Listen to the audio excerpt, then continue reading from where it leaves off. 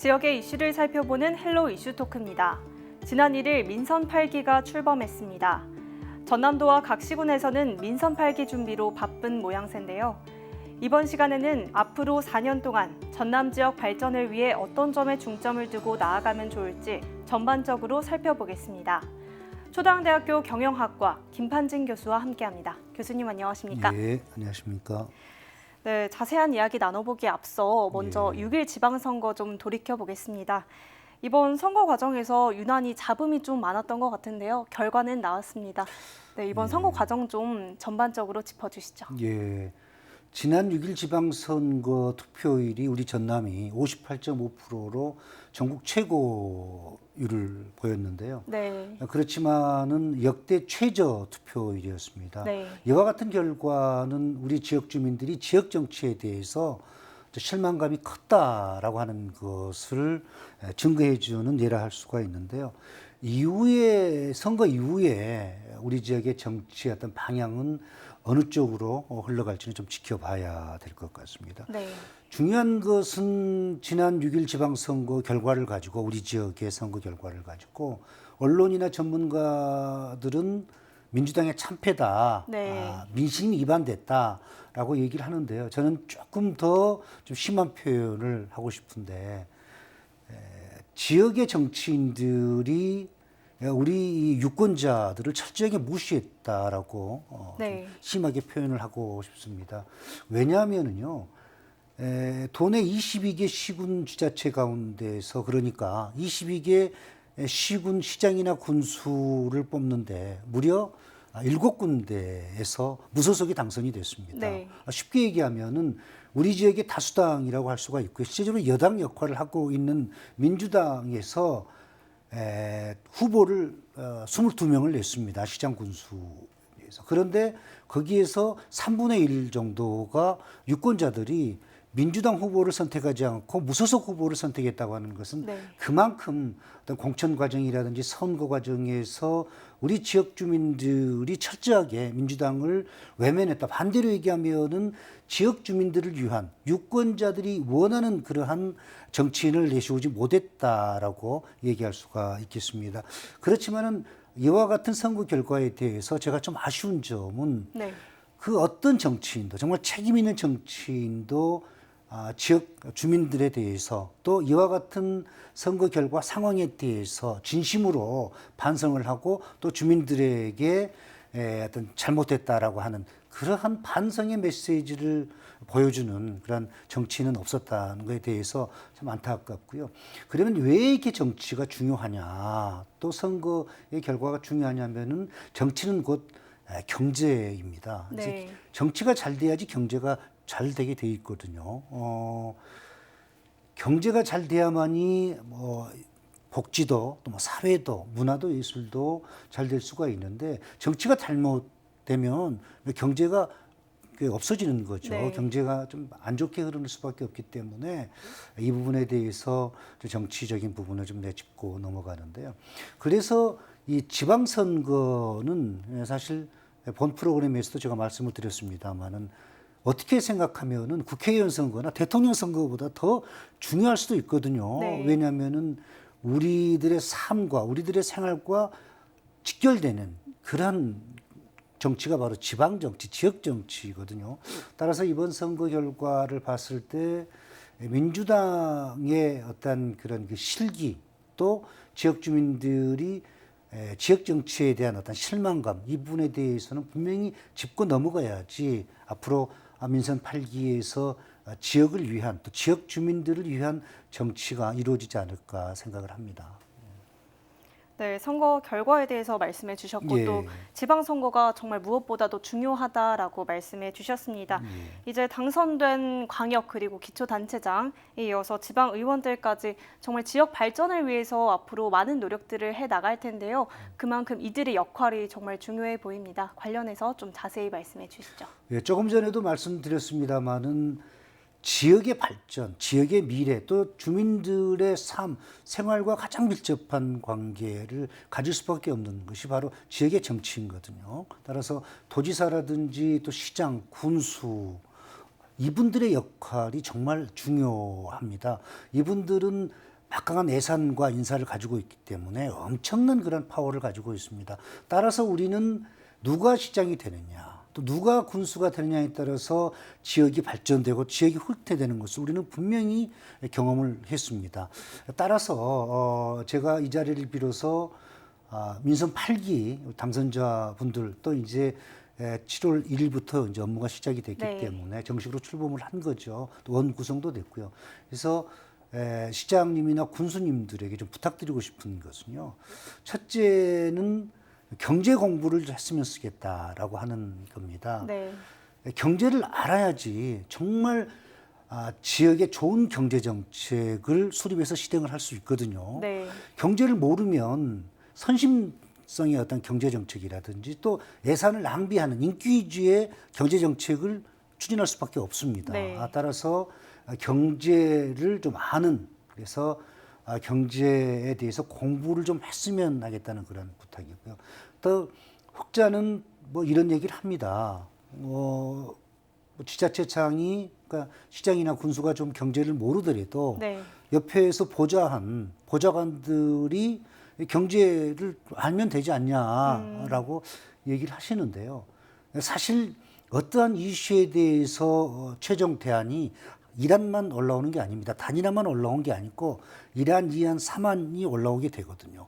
그 중에서 최종안을 선택하는 것은 바로 CEO입니다. 네. 시장이나 군수거든요. 그래서 경제를 아는 그러한 시장이나 군수 같으면은 정말 비서진에서 보좌관들이 올라온 그러한 대안 가운데서 최적의 대안을 선택해서 추진을 할 수가 있거든요. 네. 그리고 만약에 그 좋은 대안이 현실에 적용이 됐을 때, 그 행정에 적용이 됐을 때 분명히 좋은 결과가 나올 수밖에 없다고 하는 겁니다. 따라서 지자체장들의 역할, 아무리 강조해도 지나치지 않을 정도로 우리들의 어떤 미래 또 우리 지역의 발전에 상당한 영향을 미친다고 네. 말씀을 드리고 싶고요. 또 하나는 도의원이나 시의원, 군의원 같은 지방 정치인들의 역할도 매우 중요합니다. 뭐 잘 아시겠습니다만, 우리 시청자 여러분들도 잘 아시겠습니다만은 간단하게 다시 한번 말씀드리면, 첫째는 입법 기능입니다. 그러니까 네. 조례를 제정할 수 있고 또 개정할 수 있고 폐지할 수 있는 겁니다. 따라서 우리 주민들의 어떤 생활에 있어서 뭐가 필요하는지, 또 주민들의 어떤 수건 사업이라고 그럴까요? 지역의 수건 사업이라고 그럴까요? 또 주민들의 어떤 불편사항을 해결해 줄 수 있는, 또 조례를 제정해서 개정해서 해결해 줄 수 있는 유일한 사람들이 바로 네. 지방 의원들입니다.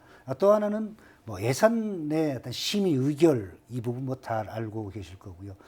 또 하나 중요한 것은 바로 행정 사무감사인데요.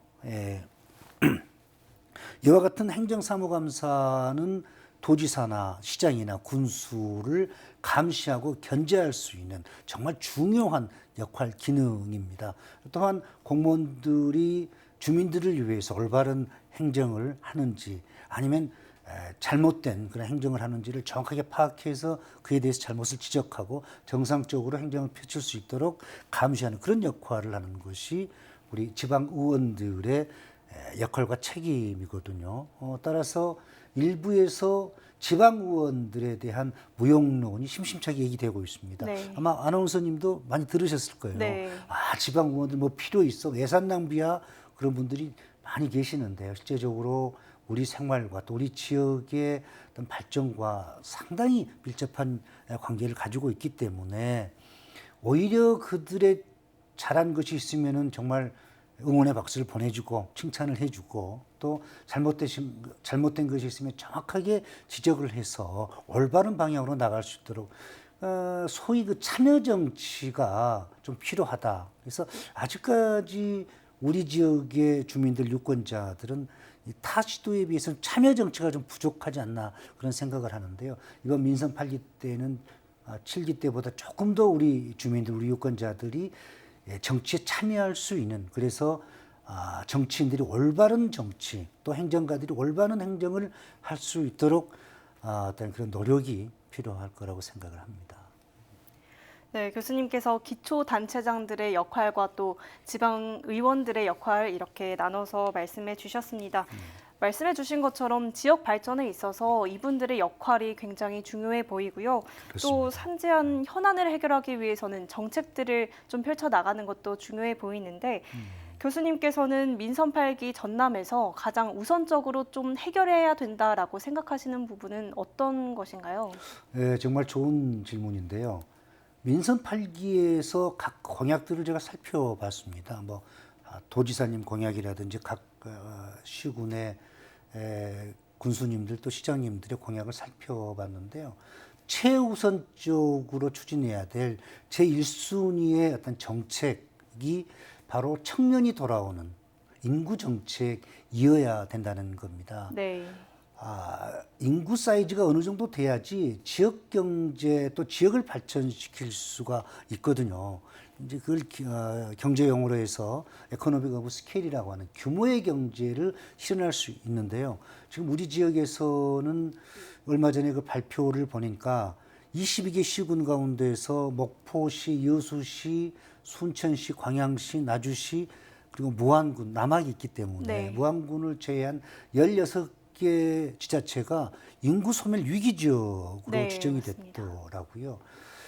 따라서 민선 8기의 최우선의 정책 과제는 청년이 돌아오는 인구 정책이 돼야 된다고 생각을 합니다. 일부에서는 아마 이런 얘기를 많이 합니다. 우리 지역은 대기업도 없다. 또 청년들이 좋아하는 청년들이 필요로 하는 그런 그 일자리가 없다. 그래서 네. 어쩔 수 없지 않느냐. 비관론적인 그런 말씀을 많이 하시는데요. 그렇다고 그래서 손 놓고 기다릴 수만은 네. 없는 거 아닙니까? 도저히 우리의 힘으로 될 수 없다. 그렇기 때문에 안 된다. 이와 같이 손을 놓게 되면 우리가 눈을 뜨고 우리의 고향이, 우리의 마을이, 우리 지역이 사라지는 것을 우리가 볼 수밖에 없습니다. 네. 그래서 예를 들자면은 지금까지 수많은 인구 정책, 청년이 돌아오는 그런 청년 정책을 수립했었거든요. 네. 많은 전국의 수도권을 제외한 거의 전국의 모든 지자체들이 청년 정책, 인구 정책을 추진을 했었는데요. 사실 뚜렷한 결과는 얻지를 못한 것이 사실입니다. 우리 지역도 마찬가지고요. 그렇다고 그래도 예를 들어서 인구 정책을 수립을 했는데 청년이 또 외지에서 인구가 10명이 돌아왔다. 네. 그래서 우리 지역에 정착을 했다. 그러는데 이와 같은 지역의 정책의 1순위가 청년이 돌아오는 정책, 인구 정책이었다면 과거에 10명이 돌아왔다면 아마 15명이 돌아오게 될 겁니다. 5명이 더 플러스 된다고 하는 것은 결과적으로 시간이 지나면 인구가 늘어날 수밖에 없거든요. 따라서 제가 민선 8기에 대해서 좀 말씀드리고 싶은 것은 누가 뭐래도 물론 모든 정책, 보치 정책도 중요하고 또 예술이나 문화 이런 것도 중요하지만 가장 먼저 청년이 돌아오는 인구 정책이 가장 우선이 돼야 된다라고 좀 말씀을 드리고 싶습니다. 그런데 인구 증가 정책은요, 어떤 목포시 혼자만 안 됩니다. 무안군 네. 혼자만 안 돼요. 바로 22개 시군 지자체와 전남도가 함께 해야 됩니다. 물론 정부의 어떤 그 서포팅이 돼야 되는 거고요. 파이낸셜 네. 서포팅이 돼야 되는 거고요. 따라서 저는 전라남도와 도내 시군 지자체에게 조금 제안을 하는데요. 데스크포스를 구성을 해서 전라남도 차원에서 이와 같은 인구 정책에 대한 정말 심도 있는 그런 논의가 우선적으로 필요하다라고 그렇게 말씀을 좀 드리고 싶습니다. 네, 교수님께서는 좀 전남도가 함께 인구 정책이 좀 잘 되어야 된다라고 말씀해 주셨는데요. 이런 점들이 우선적으로 해결해 나간다면 지역에 많은 좀 활기가 뜰 것 같습니다. 저희가 계속 이야기하고 있는 게 지역 발전인데요. 이를 위해서는 많은 계획과 또 맞춤형 정책이 필요해 보이거든요. 전남에는 아무래도 다양한 장점이 많을 것 같은데 이를 활용해서 지역의 경쟁력을 또 강화하고 또 예. 지역 발전을 이끌어낼 수 있다고 보거든요. 전남이 가진 장점과 함께 또 해결해야 된다라고 생각하시는 부분까지 말씀해 주시죠. 예, 우리 전남의 장점, 그러니까 코어 컴peten시겠죠. 핵심 역량이라고 할 수 있겠는데요. 그건 곧 다른 시도, 다른 지역에서 가지고 있지 않는, 다른 지역이 보유하고 있지 않는 그러한 걸 겁니다. 그래서 정치적인 부분은 빼고 네. 이제 중요한 것이 경제고 또 좀 경제학자이기 때문에 경제적으로 말씀을 드리자면 첫째는 다른 시도에서 가지고 있지 못한 것을 우리는 가지고 있습니다. 어떤 네. 거냐면 바다, 다도의 섬입니다. 네. 그런데 지금까지는 이와 같은 바다, 청정함, 다도의 섬을 이용해서 관광산업을 활성화시켜서 지역경제에 기여하는 그러한 성과는 사실 뚜렷하게 나타나지 않았던 것이 사실입니다. 팬데믹 상황 때문에 사실 어려움이 있었지만은 이제 외국 관광객, 특히 이제 중국 관광객을 유인할 수 있는 그러한 전략적인 방안이 꼭 필요하다고 생각을 하고 이 부분도 범전라남도 차원에서 도내 22개 시군지자체와 함께 힘을 모아야 된다고 생각을 합니다. 또 하나는 이 부분에 대해서는 지금까지 일부 정치인들은 얘기를 하고 있습니다만은 구체적인 어떤 대안이 없었던 것 같습니다. 바로 다른 지역에 비해서 우리 지역이 가지고 있는 장점, 코어 컴페턴시는 바로 문화와 예술이거든요. 네. 그래서 잘 알고 있겠습니다만 판소리라든지 이런 게 다른 지역에 비해서 우리가 월등합니다. 네. 정말 좋은 그런 것을 보유하고 있는데요. 사실 이와 같은 문화와 예술을 활용해서 외주 관광객을 유입시켜서 유인해서 지역의 경제 발전에 기여할 수 있는 그런 방안의 모색이 필요하다고 생각하거든요. 저는 열린 어떤 그 마인드를 가지고 있는 정치인이 만약에 문화와 예술을 이용하게 된다면 분명히 다른 그 어떤 관광산업의 활성화보다도 조금 빠른 시일 내에 정상 궤도에 오를 거라고 저는 생각을 합니다. 저는 그래서 문화와 예술을 이용한 이 외주 관광객의 유치, 그에 따른 지역경제 발전, 이게 저는 바로 캐시박스가 될 수 있다고 생각을 합니다. 마지막으로 민선 8기 이제 시작이긴 합니다만 앞으로 4년 동안의 과제라고 한다면 어떤 게 있을까요? 예, 첫째는 유권자들이, 지역 주민들이 몸으로 체감할 수 있는, 몸으로 느낄 수 있는 그런 현장감 있는 정치, 즉 현실 정치, 현장 정치에 대해서 조금 더 좀 심혈을 기울여 줬으면 하는 바람이고요. 두 번째는 뭐니 해도 어떻게 보면 가장 중요한 건데요. 바로 공약을 지키는 그러한 정치인이 되었으면 좋겠습니다. 공약이라고 그러니까요. 대통령만, 국회의원만, 도지사만, 시장만, 군수만 지키는 게 공약이 아닙니다. 네. 도의원, 시의원, 군의원도 분명히 공약을 지켜야 됩니다. 네. 공약이란 게 뭡니까? 바로 후보 시절에 나를 뽑아주면 나는 지역을 위해서, 지역 주민들을 위해서 이러이러한 일을 하겠다라고 주민들과 유권자들과의 약속이거든요. 네. 그런데 대통령의 어떤 그런 공약, 국회의원들의 공약, 도지사님이나 시장님이나 군수님들의 공약은 매니페스토 시청본부에서 그걸 체킹을 합니다. 네. 그렇지만 도의원이나 시의원이나 군의원들의 공약은 평가를 지금 못하고 있거든요. 지역의 언론이나 시민단체 사고에 있는데 그건 굉장히 좀 형식적인 부분이고요.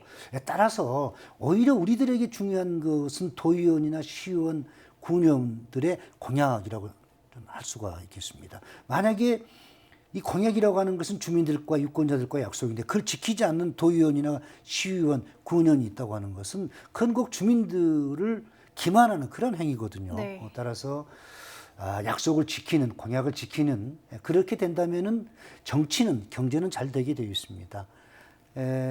이제 민선 8기가 시작이 되어 있습니다. 많은 주민들이 어떤 기대와 염려를 하고 있습니다. 그렇지만은 우리 주민들의 기대에 부응할 수 있도록 민선 8기에서는 좀 최선의 노력을 다해 주었으면 하는 그런 간절한 바람입니다. 네, 공약 이행과 더불어서 현실 정치를 좀 더 신경 써주면 좋겠다라고 말씀해 주셨습니다. 오늘 말씀 여기까지 듣겠습니다. 나와주셔서 감사합니다. 네, 고맙습니다. 네, 민선 8기에는 어떤 점을 중점으로 정책을 펼쳐나가고 전남 지역 발전을 이끌어 나가면 좋을지 이야기 나눠봤습니다. 앞으로 4년 동안 전라남도와 각 지역의 발전이 이어지길 기대하면서 오늘 시간 마칩니다. 지금까지 헬로 이슈 토크였습니다.